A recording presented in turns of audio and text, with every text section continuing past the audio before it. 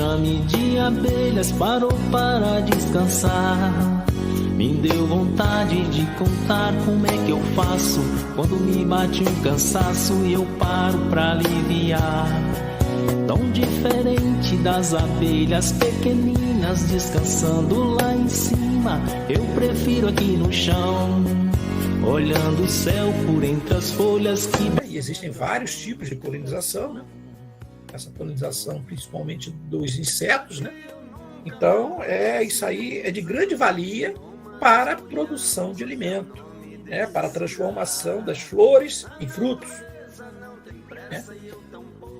O pólen é um alimento proteico usado pelas abelhas, né? E este fato motiva os estudos dos tipos polínicos coletados por elas. Ou seja, a gente tem que saber, né? Existe aquela curiosidade em saber que tipo polínico é esse, da onde veio esse pólen, né? Então é interessante, nós sabemos isso. Temos algumas citações aí para complementar. Não só as abelhas sem ferrão, mas as apes também, né, gente? As apes, melíferas, abelhas sem ferrão, né? Todas têm o seu papel importante na natureza no que diz respeito à polinização, né? Nós fizemos aqui uma representação, gente, só para que vocês tenham uma ideia, né? Coletei algumas informações, alguns dados, né? Nós temos aqui, inclusive, uma afirmativa, lá no início, uma citação do professor Kerr, né?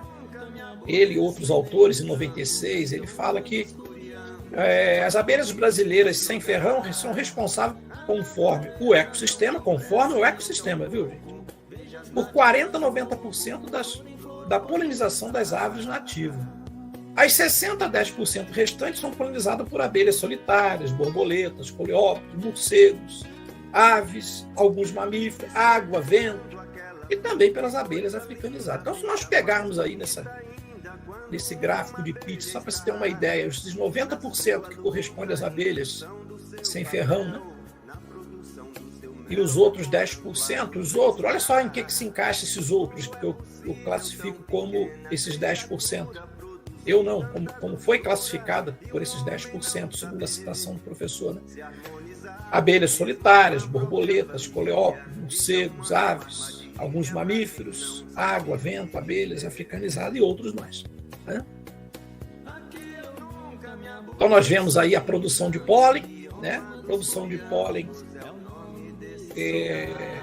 uma foto, vocês estão vendo aí como um tronco aberto, né? Uma espécie vegetal, uma espécie de abelha. Vocês estão vendo aí a quantidade de pólen, né? E a armazenagem do pólen em caixa padrão, né? Nós sabemos que existe, né? Dos trigonídeos, esses captotrigonas produzem muito pólen mesmo, né? Então nós vemos aí inclusive a gente pode utilizar isso aí como para socorrer colônias fracas, né? Colônias que estejam com déficit de pólen em sua colônia, na sua família, né? Então a gente pode usar desses recursos também, né? Inclusive nós temos aí esse problema, né? Que o pessoal, eu considero problema, né? O pessoal utilizar pólen, né? Para fazer a tal alimentação proteica, a tal alimentação energética para as abelhinhas sem ferrão. Gente, eu estou entrando aqui em alguns detalhes que na tese eu não entrei, viu, gente? Estou entrando porque nós somos criadores, nós conhecemos um pouquinho de manejo, então eu acho que é um momento oportuno para a gente dar um toque, né? Para dar uma dica, né? E a nossa dica é o seguinte: nós, como meliponicultores, nós temos mania de interferir, né? Mania mesmo, de interferir. Eu já fiz muito isso, o exemplo é meu mesmo, né? Não estou usando ninguém, não. Nós temos essa mania de querer ficar inventando receita de alimentação proteica para abelha. Eu já fiz muito isso, hoje em dia já não faço mais. Temos mania de ficar inventando a melhor concentração do xarope para alimentar as abelhas com alimentação energética, né? É complicado isso, né? Eu vejo muitas pessoas fazer divisão de caixa e, junto com a divisão, já botar um bombom de pólen ou transferir parte de pólen lá para dentro. Depois não vai para frente a divisão, aí diz que deu foride e não sabe por quê, né? Não tinha nenhuma necessidade de você colocar pólen ali no ato dessa divisão, mas enfim, tem gente que nem vai contra as regras, né? E o pessoal tem utilizado muito pólen para fazer o tal bombom de pólen, né? Do pólen apícola, né? E o pólen apícola é complicado, né? Porque nós tivemos até participação num artigo, um período atrás. Futuramente a gente pode até promover aí uma palestrazinha sobre isso também, sobre a cria pútrida europeia, né? Inclusive nós estivemos naquele artigo junto com a doutora Érica e outros professores, né? Que é complicado você utilizar pólen apícola para você fazer bombom para alimentar meliponíneos, né? Porque se tiver contaminado com a cria pútrida, você vai contaminar seus meliponíneos todos, né? Então fica a dica de nós aumentarmos a criação de, por exemplo, abelhas que produzem muito pólen, como as escapotrigonas, né? Uma mandaguari amarela, né? Uma escapotrigona xantotrix, né? Uma mandaguari preta, né? Uma escapotrigona postica, uma benjoí, uma escapotrigona polisticta, né? E com isso a gente poder coletar esse excesso de pólen e transformar isso num bombom, né? numa massa proteica, né? Numa alimentação proteica para socorrer as abelhas que estiverem com necessidade nesse período. Então, nós vemos aí uma distinção muito grande, né? dos pólen, né? Pólen in natura colhido, né? Quando você corta aí os potes, nós vemos aí, e cada coloração, né? Nós vemos que dá para a gente ter uma ideia de que, por exemplo, todo esse pólen aqui, todo esse aqui que eu estou circundando, ele parece ser, né? Isso nós temos que analisar, mas pela coloração parece ser a mesma espécie vegetal, que já é diferente desse aqui, que por sua vez já é diferente desse. A gente nota pela coloração, né? De ver nesse de lá de cá a mesma coisa, né? Mais avermelhado, cor de abóbora, aqui um bem específico, um amarelinho. Então nós vemos que isso aqui é o quê? São coletas de pólen no campo, né? Que as abelhas levam, estocam, fazem as suas estocagens nos potes de pólen, né? Para seu uso, né? Para seu uso imediato, futuro, né? Então nós sabemos que o pólen é essencial na alimentação da rainha e crias novas, né? Que são as larvas em estágios iniciais de desenvolvimento. Então nós vemos nos meliponíneos ocorre algo diferente que ocorre nos apinos, né? Por exemplo, na abelha com ferrão, né? O ovo é colocado no fundo do alvéolo ou da célula, né? E depois que ele eclode, depois de, me parece que 3 dias, né? Depois que ele eclode, nós temos a larva jovem, depois a larva intermediária, depois a larva adulta, pupa e depois inseto adulto, né? Como que acontece nas abelhas sem ferrão? Nós vemos aqui, a célula é preparada, a alimentação é colocada antes da postura, a rainha introduz o abdômen, faz a postura, o ovo fica na posição vertical, nós vemos ali, né? Logo depois que ocorre a eclosão, né, o nascimento, essa larva vai se alimentando desse material estocado, vai consumindo, né, até chegar ao ponto de total consumo, né? A larva fica uma larva adulta, ela empupa até gerar o inseto adulto e romper e sair. Então nós vemos que essa alimentação que é colocada aqui no fundo, isso aqui tem uma participação muito grande de pólen. Então o pólen ele é muito importante para o desenvolvimento da colônia. Muito importante. Então, nós temos aqui algumas fotos que a gente vê aqui, ó. Posiçãozinha bacana aqui do ovinho, né, vertical. Então nós vemos aqui a larva se alimentando, né?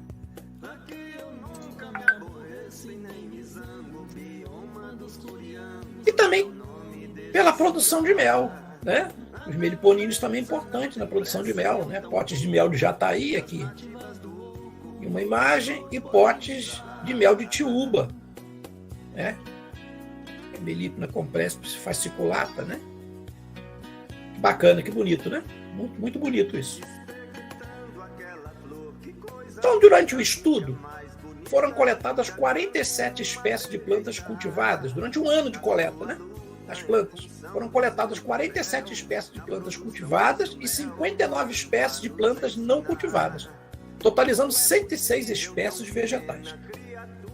Essas 59 espécies não cultivadas, nós tivemos a identificação dessas plantas através do setor de botânica do Museu de Biologia Melo Leitão, situado aqui em Santa Teresa, né? Cidade da onde nós estamos. Santa Teresa, no Espírito Santo. E as 47 espécies de plantas cultivadas que foram coletadas as amostras, né, não teve necessidade de identificação, porque nós já conhecíamos, né? A flor de amoeiro, flor de abacateiro, flor de abóbora, flor de batata, de batata doce, né? Diversas espécies cultivadas que nós conhecíamos o nome, não tinha necessidade de coletarmos essas plantas, fazer esse cata para caminhar para o museu para identificação, porque já são conhecidas, né? Também foram coletadas amostras de cargas polínicas nas curbículas das abelhas. Assim foram 6 abelhas por colônia, então nós tínhamos 5 colônias, né? 5 vezes 6, 30 amostras. 30 cargas polínicas por coleta. Só fala, mas 30 grãos de... Não, 30 cargas polínicas, porque nessa carga polínica nós vamos encontrar pólen de diversas espécies vegetais. Pode ser que sim, pode ser que não. Isso aí somente na identificação depois nós teríamos o resultado, né? Porque, por exemplo, se você tem umas abelhas no meio de um pomar de laranja, onde você só tem as laranjas floridas, é claro e evidente que o tipo polínica ali vai ser de citros, né, de laranja, né? Agora, no meu caso lá, que era uma área imensa, e nós tínhamos lá tanto as flores das plantas cultivadas quanto das plantas não cultivadas, né? É extremamente importante nós sabermos isso. Então, nós tínhamos 60 cargas polínicas por estação climática. Por quê? Se nós tínhamos essas cargas polínicas se a gente for levar em consideração, nós trabalhamos as 4 estações climáticas, outono, inverno, depois a primavera e o verão, né? Então, na realidade, 240 ao todo, né? 240 amostras, né? E só para vocês terem uma ideia como é que foi o desenvolvimento do trabalho, né?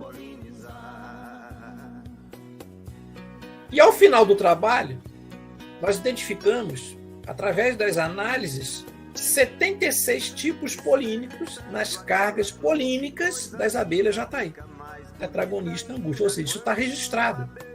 Tá? Isso está registrado. Isso aí, muitas das vezes a gente vê a abelha, ela gosta da flor de cenoura, gosta da flor de... Porque você viu ela lá na flor. É claro e evidente, se você depois tiver a felicidade de fazer essa coleta desse pólen, né? Ou antecipar a entrada dele na caixa, ou coletar internamente nos potes, e houver a confirmação, com certeza, né? Houve a coleta. Então, tem que ter o registro, tem que ter a confirmação.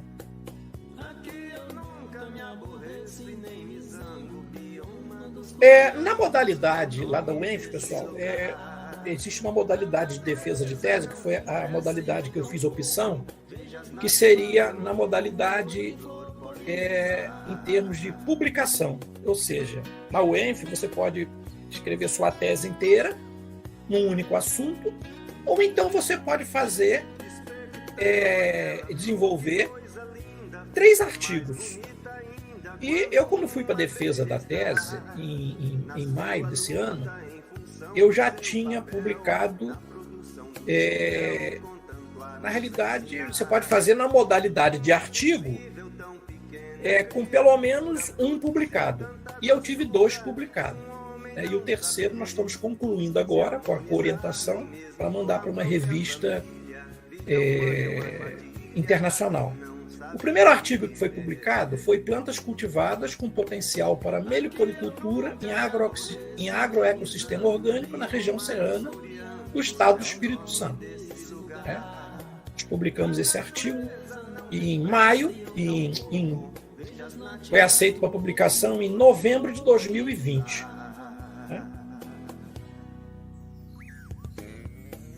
Vou falar um pouquinho sobre esse artigo, né? Diz respeito somente à polinização de espécies vegetais cultivadas, algumas citações, né?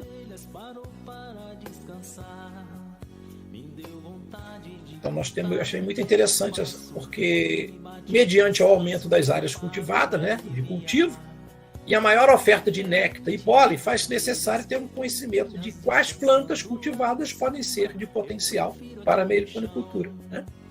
Se você sabe que tem uma planta que as abelhinhas gostam mais, então é interessante que você aumente a área de forrageamento. E a pesquisa foi realizada, né, com o objetivo de identificar as principais espécies botânicas de plantas cultivadas, né, nessa região, especificamente.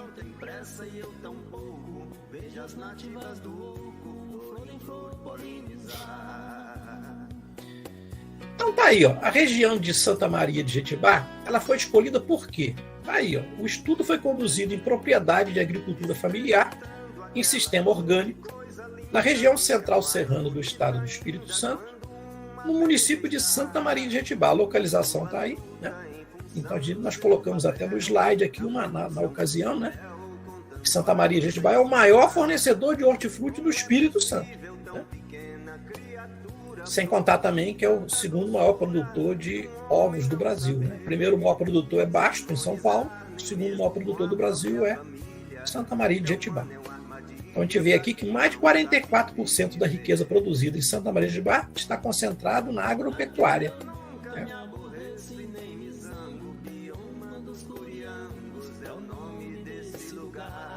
Então nós temos aí algumas tipos de forrageamento, né? Ou de atuação da abelha jataí, né? A Aura pronobis, a florzinha de cenoura, a flor de erva doce, né? Isso não é novidade para a gente, né? Se for mais para ilustrar, né? Inclusive na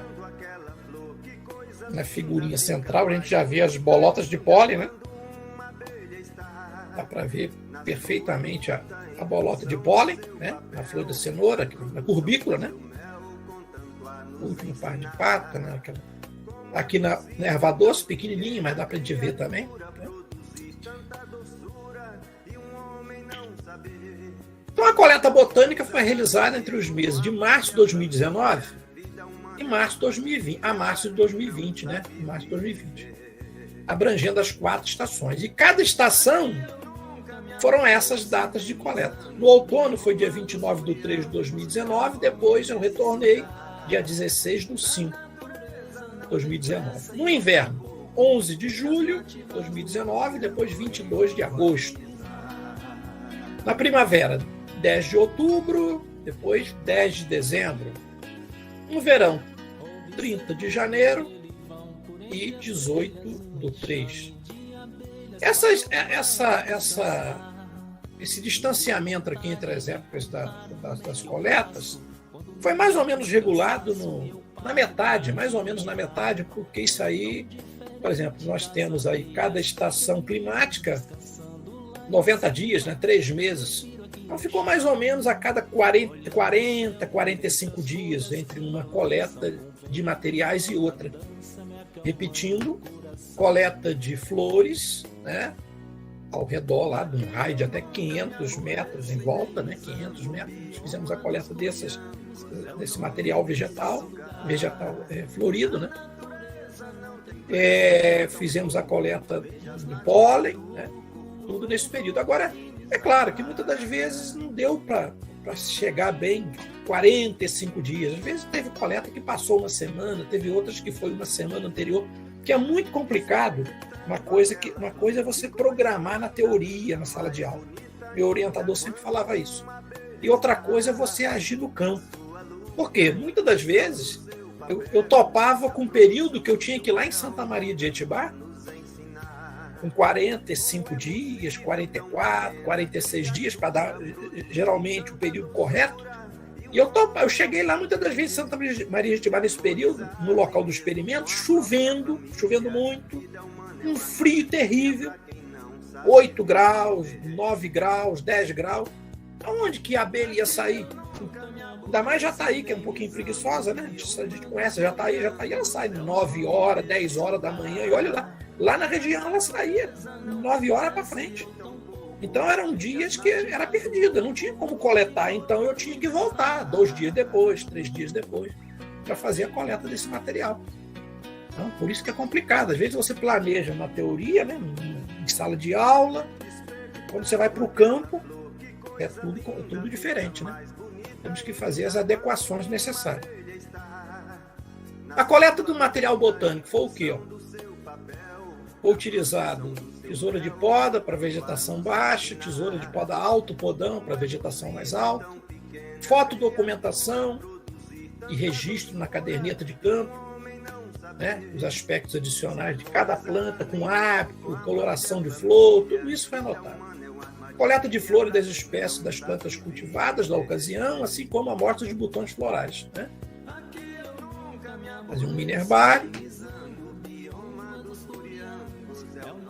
As plantas coletadas, prensadas, secas em estufa do Instituto Federal do Espírito Santo, né?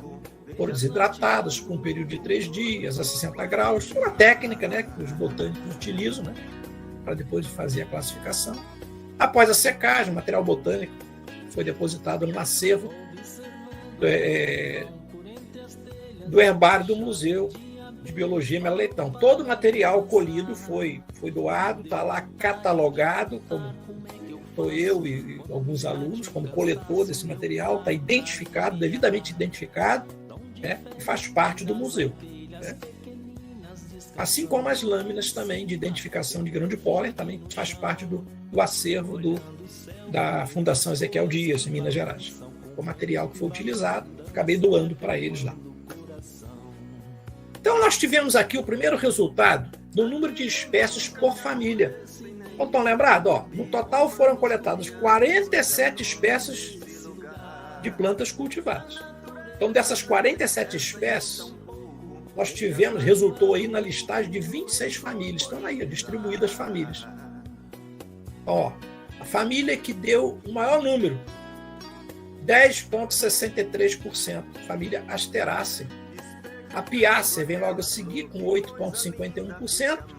Depois nós tivemos várias, Lamiácea, Cucurbitácea, Brassicácea, Rutácea, Mirtácea, Solanácea, com 6,38%. Depois, Rosácea, Fabácea, com 4,25%. E por último, né,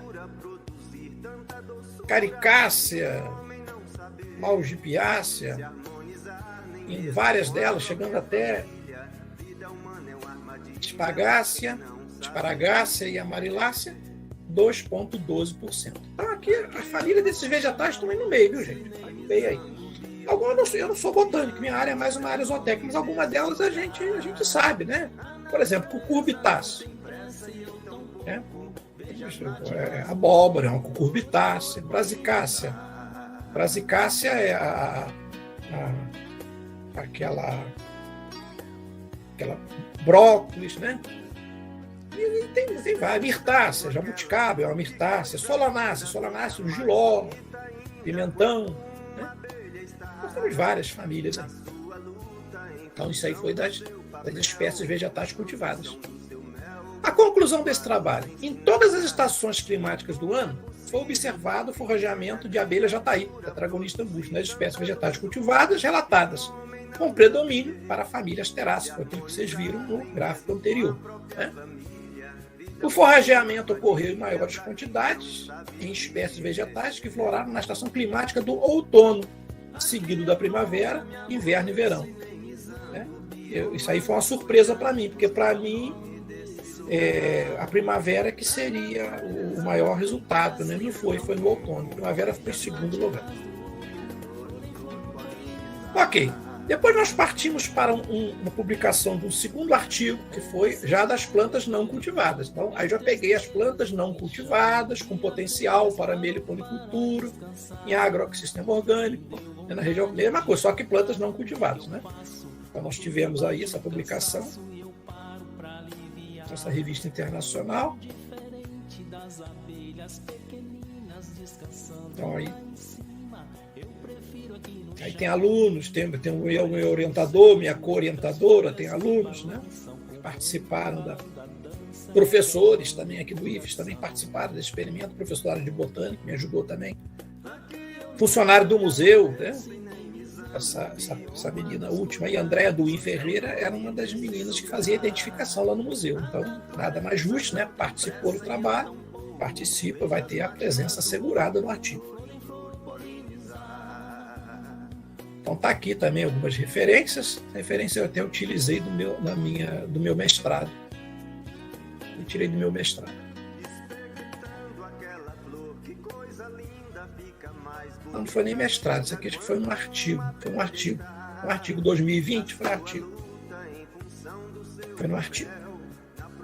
O mestrado meu foi 2012.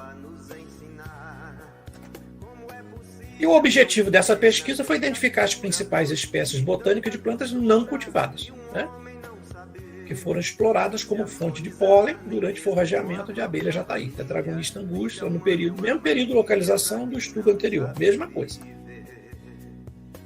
E nesse estudo eu acrescentei a essas plantas não cultivadas a relação do hábito e a classificação quanto ao porte, né? Para ver se isso teria alguma influência no final.